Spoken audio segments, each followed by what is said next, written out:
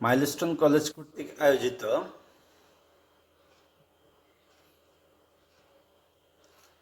Finance and banking বিভাগের আজকের ক্লাসে তোমাদেরকে স্বাগতম। আজকের ক্লাসের উপস্থাপনায় তোমাদের সাথে আছি আমি মোহাম্মদ সবুজ, সিনিয়র প্রভাষক, ফিনান্স অ্যান্ড ব্যাংকিং বিভাগ, মাইলস্টোন কলেজ, উত্তরা, ঢাকা।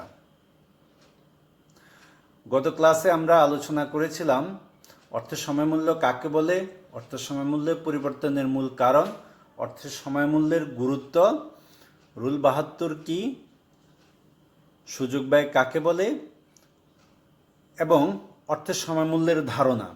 গত ক্লাসে আমরা জেনেছিলাম যে অর্থের সময়মূল্যের ধারণা দুটি, বর্তমান মূল্য বা প্রেজেন্ট ভ্যালু, ভবিষ্যৎ মূল্য বা ফিউচার ভ্যালু। আজকে আমরা বর্তমান মূল্য কি, কিভাবে বর্তমান মূল্য নির্ণয় করতে হয়, ভবিষ্যৎ মূল্য কি, কিভাবে ভবিষ্যৎ মূল্য নির্ণয় করতে হয় এই সম্পর্কে জানব। প্রথমে আমরা জানি বর্তমান মূল্য কাকে বলে। ভবিষ্যতে প্রাপ্য একটি নির্দিষ্ট পরিমাণ অর্থের নির্দিষ্ট সুদের হারে আজকের মূল্যকে বর্তমান মূল্য বলে। অর্থাৎ আজ থেকে 10 বছর পর তুমি একটি প্রকল্প থেকে 10 লক্ষ টাকা পাবে, বাজার সুদের হার 12%, তাহলে 10 বছর পরের 10 লক্ষ টাকা 12% সুদে আজকের যে মূল্য সেটাকে বলা হবে বর্তমান মূল্য।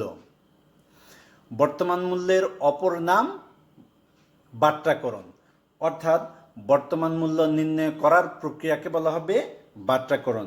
যদি আমাদের জ্ঞানমূলক প্রশ্নে আসে বাট্টাকরণ কাকে বলে, আমরা বলবো বর্তমান মূল্য নির্ণয় করার প্রক্রিয়াকে বাট্টাকরণ বলে।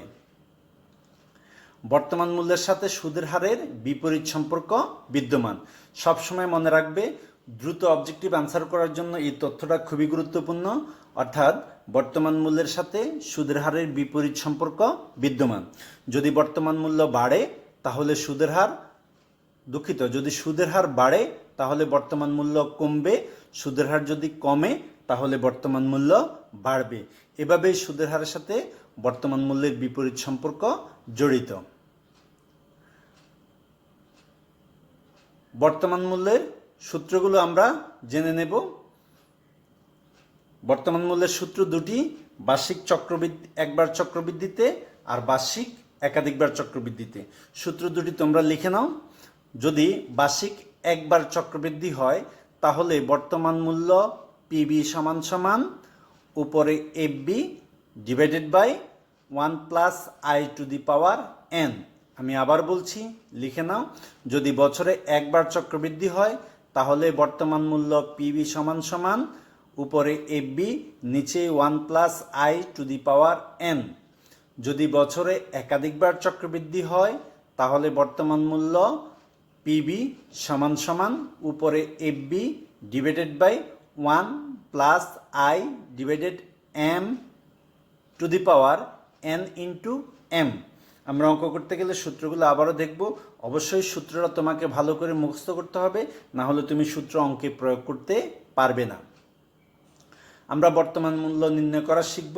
প্রথমে আমরা দেখব বর্তমান মূল্য কিভাবে নির্ণয় করব। আমরা উদ্দীপকটা দেখছি। জনাব সুমন একটি বীমা কোম্পানি থেকে 10 বছর পর 5 লক্ষ টাকা পাওয়ার আশায় কিছু টাকা জমা রাখবেন। বাট্টা হার 10%। অপরদিকে একই পরিমাণ টাকা রূপালী ব্যাংক তাকে 10% হারে ত্রৈমাসিক চক্রবৃদ্ধিতে সুদে জমা রাখার প্রস্তাব দেয়। জনাব সুমন কোন প্রস্তাবটি গ্রহণ করবেন তা নিয়ে ভাবছেন। তাহলে আমরা এখানে যদি উদ্দীপককে একটু খেয়াল করি, এখানে বাট্টার হার এবং ত্রৈমাসিক চক্রবৃদ্ধি এই দুইটা শব্দকে তোমার হাইলাইট করা হয়েছে। বাট্টা হার বলতে মূলত ব্যাংক সুদের হার বা বাজার সুদের হার বা সুযোগ ব্যয়কে বোঝানো হয়। আর ত্রৈমাসিক চক্রবৃদ্ধি কথার অর্থ হলো 3 মাস পর পর চক্রবৃদ্ধি হওয়াকে বোঝাচ্ছে। এখন আমরা প্রশ্নগুলো দেখব। অর্থের মূল্য পরিবর্তনের মূল পরিবর্তন হয় কিসের সাথে সাথে? তাহলে অর্থের মূল্য পরিবর্তন হবে সময়ের সাথে সাথে। তারপরে বলেছে বিনিয়োগের সুযোগ ব্যয় বলতে কি বোঝায় ব্যাখ্যা করো। এটি আমরা গত ক্লাসে আলোচনা করেছি, সেখানে উত্তরটা লেখা আছে, সেখান থেকে তোমরা উত্তরটা পেয়ে যাবে। তৃতীয় প্রশ্ন বলছে যে রূপালী ব্যাংকের শর্ত অনুযায়ী জনাব সুমনের অর্থের বর্তমান মূল্য নির্ণয় করো। তাহলে 10 বছর পর যে সেই 5 লক্ষ টাকা পাবে, ওই টাকার আজকের মূল্য কত হবে সেটা আমাদেরকে নির্ণয় করতে হবে। অপরদিকে বলছে ঘ নাম্বারে জনাব সুমনের কোন প্রস্তাবটি গ্রহণ করা উচিত এবং কেন। তাহলে আমরা আজকের সলিউশনে চলে যাই। রূপালী ব্যাংকের শর্ত অনুযায়ী জনাব সুমনের অর্থের বর্তমান মূল্য নির্ণয়। আমরা দেওয়া আছে, প্রথমে তথ্যগুলো লিখব। দেওয়া আছে এফবি সমান সমান 5 লক্ষ টাকা, আয় বা সুদের হার সমান সমান 10%, এন সমান সমান 10 বছর, এম বা চক্রবৃদ্ধি যেহেতু ত্রৈমাসিক চক্রবৃদ্ধি বলেছে 3 মাস পর পর চক্রবৃদ্ধি হবে, তাহলে এম আমরা বের করব 12কে 3 দিয়ে ভাগ সমান সমান 4 বার। তাহলে আমরা জানি, আমরা সূত্রটা লিখব পিবি সমান সমান FB divided 1 plus i divided m to the power n into m. আমি আগে বলেছিলাম যদি একাধিকবার চক্রবৃদ্ধি হয় তাহলে সূত্রে আইকে এম দিয়ে ভাগ করব এবং এনকে আমরা এম দিয়ে গুণ করব। তাহলে এবার আমরা আমাদের মানগুলো বসাই। আমরা এফবি সমান পেয়েছি 5 লক্ষ, সেখানে আমরা 5 লক্ষ লিখলাম। নিচে সূত্রের 1 প্লাস সুদের হার আমাদের 10% সমান সমান 0.10 ভাগ 4 ব্র্যাকেট ক্লোজ, এন এর মান 10, এম এর মান আমরা পেয়েছি 4। তারপরে সমান সমান, এখানে একটু ভুল আছে লেখাতে, দেখো 50,000 আছে, এটা হবে 5 লাখ। তোমরা 5 লাখ লেখো খাতায়। 5 লাখ ডিভাইডেড বাই 1.025 অর্থাৎ 1.025 আর 4 দশে 40।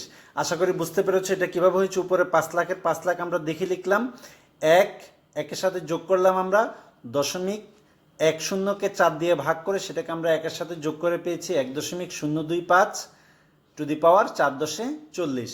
এবার এটাকে যদি আমরা ভাঙিয়ে নিই তাহলে আমরা পাবো 1,86,215.31 টাকা। অর্থাৎ রূপালী ব্যাংকের শর্ত অনুযায়ী জনাব সুমনের অর্থের বর্তমান মূল্য হবে 1,86,215.31 টাকা। আশা করি তোমরা করতে পারবে। আবার একটু ভালো করে দেখো।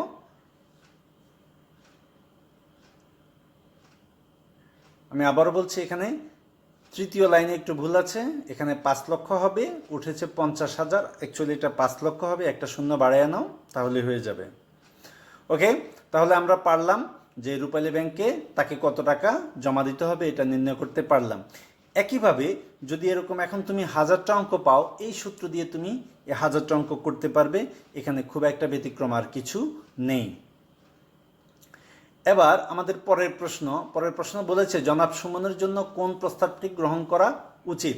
তাহলে আমরা জানবো যে জনাব সুমনের কোন প্রস্তাবটি গ্রহণ করা উচিত তা নির্ণয়। বীমা কোম্পানিতে বর্তমানে জমা দিতে হবে কত টাকা সেটা আমরা নির্ণয় করব। তাহলে বীমা কোম্পানির প্রস্তাবটি আমরা মূল্যায়ন করি। এফবি সমান সমান এখানেও 5 লক্ষ টাকা, আয় সমান সমান 10% ভাঙিয়ে নিয়েছি আমরা 0.10, এন সমান সমান 10 বছর, আর পিবি সমান সমান কত সেটা আমরা নির্ণয় করব। আমরা জানি পিবি সমান সমান FB divided 1 plus I to the power N. আমরা সূত্রটা লিখেছি। তাহলে যেহেতু এখানে বীমা কোম্পানি আমাকে বার্ষিক চক্রবৃদ্ধিতে সুদ দিবে, তাই আমাদের এখানে সূত্রে এম আসবে না। তাহলে এফবি সমান সমান 1 plus I to the power N. এরপর আমরা এফবির মান 5 লাখ, আমরা 5 লাখ দেখে লিখেছি, সূত্রের 1 দেখে লিখেছি, আর আয়ের মান হলো 0.10, সেটা আমরা দেখে লিখেছি, এনের মান 10। আমরা অর্থাৎ মানগুলো সুন্দর করে আমরা বসিয়েছি। তারপরে পরের লাইনে উপরে 5 লাখ, নিচে 1.1 টু দি পাওয়ার 10। এটাকে যদি আমরা ভাঙাই তাহলে আমরা পাবো হলো 1,92,771.61 টাকা। এখন আমরা যদি একটু পেছনে যাই তাহলে আমরা দেখব রূপালী ব্যাংকে তাকে জমা দিতে হবে 1,86,215 টাকা। অপরদিকে বীমা কোম্পানিতে তাকে জমা দিতে হবে 1,92,771 টাকা। তাহলে দুটো কোম্পানি তাকে 10 বছর পর 5 লক্ষ টাকার দেওয়ার প্রস্তাব দিয়েছে। তাহলে তুমি কোন প্রকল্পে অর্থ বিনিয়োগ করবে বা সুমন কোন প্রকল্পে অর্থ বিনিয়োগ করবে? এখন 5 লক্ষ টাকা পাওয়ার জন্য সুমনকে রূপালী ব্যাংককে দিতে হবে 1,86,000 সামথিং, আর বীমা কোম্পানিকে দিতে হবে 1,92,000 সামথিং। এখন যেহেতু রূপালী ব্যাংকে তাকে কম টাকা জমা দিতে হবে, তাই রূপালী ব্যাংকের প্রস্তাবটি তার জন্য লাভজনক। এভাবে আমরা আমাদের সিদ্ধান্তটা দেব।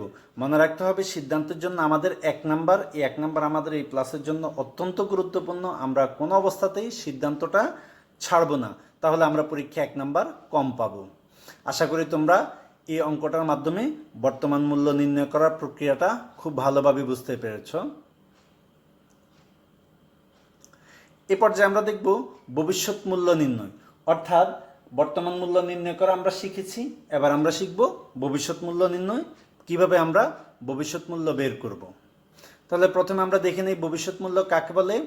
বর্তমানে বিনিয়োগকৃত নির্দিষ্ট পরিমাণ অর্থ নির্দিষ্ট সুদের হারে মেয়াদ শেষে যে মূল্যে দাঁড়াবে তাকে অর্থের ভবিষ্যৎ মূল্য বলবে বা বলে।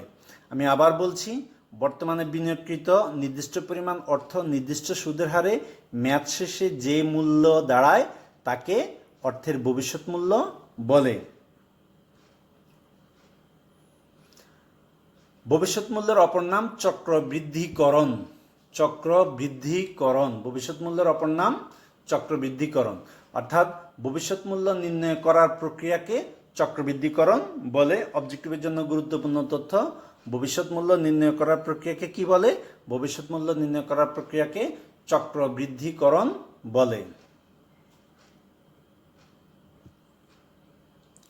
তাহলে চক্রবৃদ্ধিকরণ আমরা বুঝলাম। এবার আমরা দেখব ভবিষ্যৎ মূল্যের সাথে সুদের হারের ধনাত্মক সম্পর্ক বিদ্যমান, অর্থাৎ পজিটিভ রিলেশন যাকে আমরা বলি। ভবিষ্যৎ মূল্যের সাথে সুদের হারের ধনাত্মক সম্পর্ক বিদ্যমান, অর্থাৎ সুদের হার যদি বাড়ে তাহলে ভবিষ্যৎ মূল্য বাড়বে, একইভাবে সুদের হার কমলে ভবিষ্যৎ মূল্য কমবে। এ কারণে বলা হয় সুদের হারের সাথে ভবিষ্যৎ মূল্যের ধনাত্মক সম্পর্ক বিদ্যমান। এখন ভবিষ্যৎ মূল্য নির্ণয় করার জন্য দুটা সূত্র আমরা ব্যবহার করব। যদি বছরে একবার চক্রবৃদ্ধি হয় তাহলে FB = PB × 1 + I two the power n, আর যদি বছরে একাধিকবার চক্রবৃদ্ধি হয় তাহলে PB = FB × 1 + I / m to the power n × m। এই দুটো সূত্র খাতায় লিখে ভালোভাবে মুখস্থ করবে, যেন কোনো অবস্থাতেই তুমি এই দুটি সূত্র ভুল না করো। যদি দেখো যে বছরে একবার চক্রবৃদ্ধি তাহলে প্রথম সূত্রটা লিখবে, আর যদি দেখো বছরে একাধিকবার চক্রবৃদ্ধি তাহলে দ্বিতীয় সূত্রটা লিখবে। এবার আমরা ভবিষ্যৎ মূল্য নির্ণয় করব। এখানে একটি উদ্দীপক দেওয়া আছে, উদ্দীপকটা সবাই মনোযোগ দিয়ে পড়ো। বাংলাদেশ ক্রিকেট দলের অধিনায়ক Shakib Al Hasan man of the match এর পুরস্কার হিসেবে 5 লক্ষ টাকা পেলেন। তিনি এই টাকা 10 বছর মেয়াদি আমানতে রাখতে চান। ঢাকা ব্যাংক তাকে 12% বার্ষিক চক্রবৃদ্ধিতে সুদে এবং প্রাইম ব্যাংক তাকে 12% মাসিক চক্রবৃদ্ধি সুদে টাকা জমা রাখার প্রস্তাব দেয়। জনাব সাকিব উভয় ব্যাংকের প্রস্তাব নিয়ে ভাবছেন, অর্থাৎ সাকিব 5 লক্ষ টাকা ম্যান অব দ্য ম্যাচ হিসেবে পেয়েছে, সেই টাকা বিনিয়োগ করবে। দুইটা ব্যাংকে গেল, দুইটা ব্যাংক তাকে দু ধরনের প্রস্তাব দিল। এখন সে বিবেচনা করছে যে কোন ব্যাংকের প্রস্তাবটা তার জন্য লাভজনক। তাহলে আমরা প্রশ্নগুলো দেখি। কখন কারবার দেউলিয়া হয়? ঋণের অর্থ পরিশোধে ব্যর্থ হলে কারবার দেউলিয়া হতে পারে। 2 নম্বর প্রশ্ন, রুল 72 কি উদাহরণসহ ব্যাখ্যা করো। আমরা গত ক্লাসে এটা নিয়ে আলোচনা করেছি, আজকের আমরা এই আলোচনায় গেলাম না, গত ক্লাস থেকে এটা দেখে নিবে। সাকিব আল হাসান ঢাকা ব্যাংকে টাকা জমা রাখলে মেয়াদ শেষে কত টাকা পাবে? অর্থাৎ ঢাকা ব্যাংকে যদি সে টাকা জমা রাখে তাহলে মেয়াদ শেষে ঢাকা ব্যাংক তাকে কত টাকা দিবে। একইভাবে পরের প্রশ্নে জানতে চেয়েছে সাকিব আল হাসান কোন বিকল্পটিতে বিনিয়োগ করা উচিত এবং কেন, যুক্তিসহ ব্যাখ্যা করো। তাহলে আমরা এবার সমাধানে চলে যাই। প্রথমে আমরা লিখব যে গ নং প্রশ্নের উত্তর, ঢাকা ব্যাংকে টাকা জমা রাখলে সাকিব আল হাসান মেয়াদ শেষে কত টাকা পাবে। তোমরা খাতায় লিখে নাও, সেটা আমরা নির্ণয় করব। প্রথমে আমরা তথ্যগুলো নিয়ে নেব। দেওয়া আছে পিবি বা বর্তমান মূল্য 5 লক্ষ টাকা, সুদের হার আয় = 12%, যেটাকে আমরা ভাঙাইলে পাবো 0.12, n = 10 বছর। আর আমরা জানি, এবার আমরা সূত্র লিখব। যেহেতু এখানে ঢাকা ব্যাংক তাকে বার্ষিক চক্রবৃদ্ধিতে সুদ প্রদানের প্রস্তাব দিয়েছে, তাহলে এখানে সূত্রে m আসবে না। আমাদের তথ্য এই পর্যন্তই। এবার আমরা সূত্র লিখে অঙ্ক করব। আমরা জানি FB = PB × 1 + I two the power n।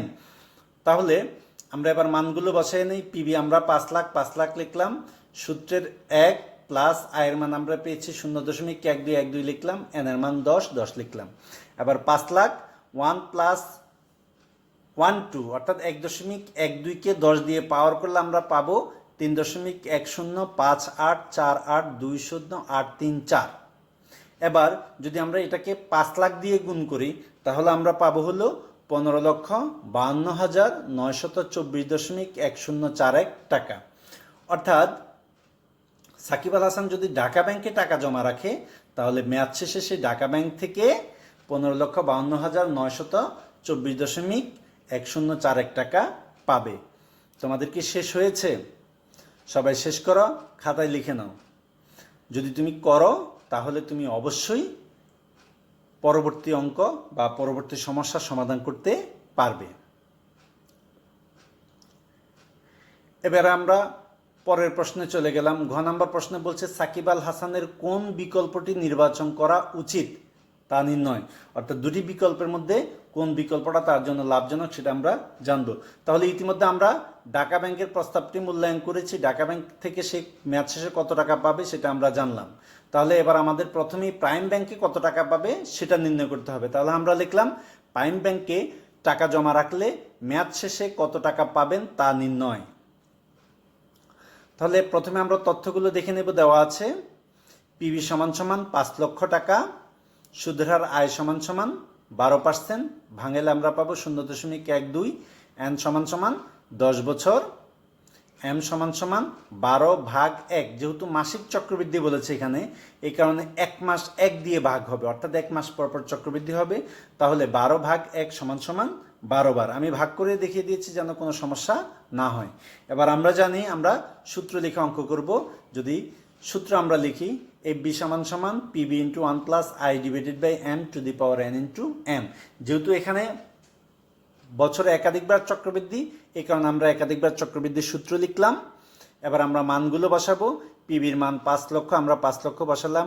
সূত্রের 1 যোগ আয়ের মান 0.12, এম এর মান 12, 0.12 ভাগ 12 ব্র্যাকেট ক্লোজ, এন এর মান 10 গুণন এম এর মান 12।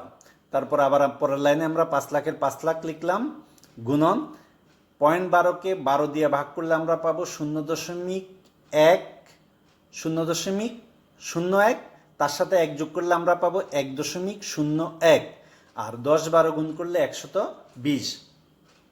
এবার যদি এই 1.01কে 120 দিয়ে পাওয়ার করে আমরা 5 লক্ষ দিয়ে গুণ করি তাহলে আমরা পাবো 16,50,193.44 টাকা। তাহলে আমরা প্রাইম ব্যাংকের প্রস্তাবটিও মূল্যায়ন করলাম এবং আমরা ঢাকা ব্যাংকের প্রস্তাবটি মূল্যায়ন করলাম। তাহলে এখন আমরা দেখব যে কোন ব্যাংকে তার জন্য টাকা জমা রাখা উচিত বা কোন ব্যাংকটি তার নির্বাচন করা উচিত। তাহলে আমরা দেখছি যেহেতু প্রাইম ব্যাংকে টাকা জমা রাখলে প্রাইম ব্যাংকে পাবে সে 16,50,193.44 বিয়োগ ঢাকা ব্যাংকে সে পাবে 15,52,924.1041 টাকা সমান সমান 97,269.3431 টাকা বেশি পাবে। তাই তার জন্য প্রাইম ব্যাংকে টাকা জমা রাখা উচিত। অর্থাৎ দুটো ব্যাংকে সে টাকা জমা রাখবে। যদি সে ঢাকা ব্যাংকে টাকা জমা রাখে তাহলে মেয়াদ শেষে পাবে 15,52,924.1041 টাকা, আর যদি সে প্রাইম ব্যাংকে টাকা জমা রাখে তাহলে মেয়াদ শেষে পাবে 16,50,193.44 টাকা। তাহলে সে প্রাইম ব্যাংকে কত বেশি পাবে? বেশি পাবে সে 97,269.3431 টাকা। যেহেতু প্রাইম ব্যাংকে টাকা বেশি রাখবে সেহেতু সে প্রাইম ব্যাংকেই টাকা জমা রাখবে। এভাবে আমরা আমাদের উত্তর দেব এবং আমরা আমাদের সিদ্ধান্ত দেব। যদি আমরা সিদ্ধান্ত দিয়ে এভাবে উত্তরটা সাজাতে পারি তাহলে আমরা এই প্রশ্নে 4-এ 4 পাবো। আর A+ পাওয়ার জন্য আমাদের 4-এ 4 অত্যন্ত গুরুত্বপূর্ণ এবং শেখার জন্য তো বটেই। তাহলে আমরা বর্তমান মূল্য এবং ভবিষ্যৎ মূল্য নির্ণয় করা শিখে গেছি। এ পর্যায়ে আমরা দেখব প্রকৃত সুদের হার বা কার্যকরী সুদের হার কি। ঋণ গ্রহীতা প্রকৃতপক্ষে ঋণদাতাকে যে সুদের হারে ঋণের টাকা পরিশোধ করে তাকেই প্রকৃত বা কার্যকরী সুদের হার বলে। এখানে একটু তোমাকে বলে নেওয়া দরকার, আমরা ব্যাংক থেকে একটা নির্দিষ্ট হারে ঋণের টাকা গ্রহণ করি বা ঋণ গ্রহণ করি, কিন্তু প্রকৃতপক্ষে আমরা ওই সুদের হারে ব্যাংকে টাকা পরিশোধ করি না, আমাদের ইচ্ছে বেশি হারে টাকা পরিশোধ করতে হয়, অর্থাৎ এর চেয়ে বেশি হারে সুদ পরিশোধ করতে হয়, এটাকেই প্রকৃত বা কার্যকরী সুদের হার বলে। এখন ব্যবসায়িক সিদ্ধান্ত গ্রহণ করার জন্য আমাদের অবশ্যই এই কার্যকরী সুদের হার সম্পর্কে জানতে হবে, না হলে কিন্তু আমরা সঠিক ঋণ সিদ্ধান্ত গ্রহণ করতে পারবো না। তাহলে আমরা আগে সুদের হার এবং নামিক সুদের হার সম্পর্কে একটু জানি। সুদের হার বা নামিক সুদের হার কি? ঋণদাতা ঋণ গ্রহীতার মধ্যে যেই সুদের হারে ঋণ চুক্তি হয় তাকে নামিক সুদের হার বলে। আমি আবার বলছি, ঋণদাতা ও ঋণ গ্রহীতার মধ্যে যেই সুদের হারে ঋণ চুক্তি হয় তাকে নামিক সুদের হার বলে। যেমন আমি সোনালী ব্যাংক থেকে 5 বছর মেয়াদি 10 লক্ষ টাকা ঋণ গ্রহণ করলাম, ব্যাংকের সাথে আমার সাথে চুক্তি হয়েছে আমি ব্যাংকে 15% সুদ দেব, এটাকে বলা হবে নামিক সুদের হার। প্রকৃতপক্ষে আমার সুদের হার এর চেয়ে বেশি হতে পারে, যদি এর চেয়ে বেশি হয় তাহলে সেটাকে বলা হবে কার্যকরী সুদের হার বা প্রকৃত সুদের হার। আশা করি তোমরা কার্যকরী সুদের হার বা প্রকৃত সুদের হার এবং নামিক সুদের হার এই দুইটার তফাৎটা বা পার্থক্যটা বুঝতে পেরেছ। আমরা একটু অঙ্কে আলোচনা করলে আরও ক্লিয়ার হবে বা আরও ভালোভাবে তোমরা বুঝতে পারবে। উদ্দীপকটা দেখো, এটা আমাদের টেক্সট বইয়ের একটি উদাহরণ দেওয়া আছে, সেই উদাহরণটা আমি এখানে নিয়ে এসেছি, সবাই মনোযোগ দিয়ে ভালোভাবে দেখো। গ্রামীণ মহাজন থেকে সাপ্তাহিক 1% হারে চক্রবৃদ্ধি সুদে ঋণ গ্রহণ করলে বার্ষিক বা নামিক সুদের হার হয় 52%, অর্থাৎ বছরে 52%। কিন্তু 52 বার চক্রবৃদ্ধি হলে প্রকৃত সুদের হার ভিন্ন হয়। নিম্নলিখিত সূত্রের মাধ্যমে সাপ্তাহিক 1% হার চক্রবৃদ্ধির প্রকৃত সুদের হার নির্ণয় করা হলো। প্রকৃত সুদের হার EAR সমান সমান 1 plus I divided by M to the power M minus 1। আমি আবার রিপিট করছি, EAR মনোযোগ দিয়ে দেখো, EAR সমান সমান 1 plus I divided by M to the power M minus 1। এখানে EAR এর পূর্ণরূপ হলো ইফেক্টিভ অ্যানুয়াল রেট। এটা অবজেক্টিভের জন্য গুরুত্বপূর্ণ, সবাই মুখস্থ করে রাখো, EAR সমান সমান ইফেক্টিভ অ্যানুয়াল রেট।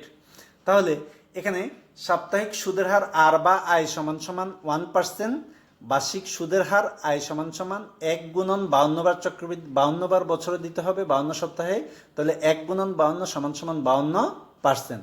আর বছরের চক্রবৃদ্ধি সংখ্যা M সমান সমান 52, বছর সংখ্যা 1। প্রকৃত সুদের হার বা EAR কত? তাহলে আমরা জানি যে সূত্রে EAR সমান সমান 1 plus I divided by M to the power M minus 1। তাহলে এখানে I এর মান হলো 0.52, M এর মান হলো 52, আর M এর মান হলো আবারও 52, মানগুলো বসাও। এবার 0.52কে 52 দিয়ে ভাগ করে 1-এর সাথে যোগ করো, পাবে 1.01। এটাকে 52 দিয়ে পাওয়ার করো, পাওয়ার করলে তুমি পাবে 1.67768। সেখান থেকে 1 মাইনাস করো, তুমি পাবে হইল 0.7676, দুঃখিত 0.67768। এটাকে 100 দিয়ে গুণ করো, তাহলে তুমি পেয়ে যাবে 67.768%। অর্থাৎ যদি 1% চক্রবৃদ্ধি সুদে, সাপ্তাহিক 1% চক্রবৃদ্ধি সুদে তুমি ঋণ গ্রহণ করো, তাহলে বার্ষিক নামিক সুদের হার হবে 52%। কিন্তু তোমাকে 52 বার চক্রবৃদ্ধি দিতে হবে, যে কারণে বছর শেষে তোমার সুদের হার দাঁড়াবে 67.76 বা 768%। এভাবে আমরা প্রকৃত সুদের হার বা কার্যকরী সুদের হার বের করা শিখব। এখন দেখো, তুমি যদি 52% ঋণের সুদের হার 52% হিসাব করে তুমি ঋণ গ্রহণ করতে, যে তুমি দেখলে যে একটা প্রকল্পে তুমি অর্থ বিনিয়োগ করবে যেখানে সুদের হার 52%, অর্থাৎ তুমি 52% সুদে ঋণ গ্রহণ করতে পারবে, ওই প্রকল্পে তোমার মুনাফার হার 60%। তাহলে আপাত দৃষ্টিতে তুমি দেখলে যে তোমার লাভ হবে, তাই তুমি ওই প্রকল্পে অর্থ বিনিয়োগ করবে। কিন্তু প্রকৃতপক্ষে তোমাকে সুদ পরিশোধ করতে হবে 67.768%। এখন যদি তুমি এটা ঋণ গ্রহণ করার আগেই যদি এই ক্যালকুলেশনটা তুমি করে নাও, তাহলে কিন্তু তুমি 60% লাভে প্রকল্পে বিনিয়োগ করার জন্য 52% সুদের ঋণ গ্রহণ করবে না। এটাই আমাদের অর্থায়নের জন্য একটি গুরুত্বপূর্ণ বিষয়।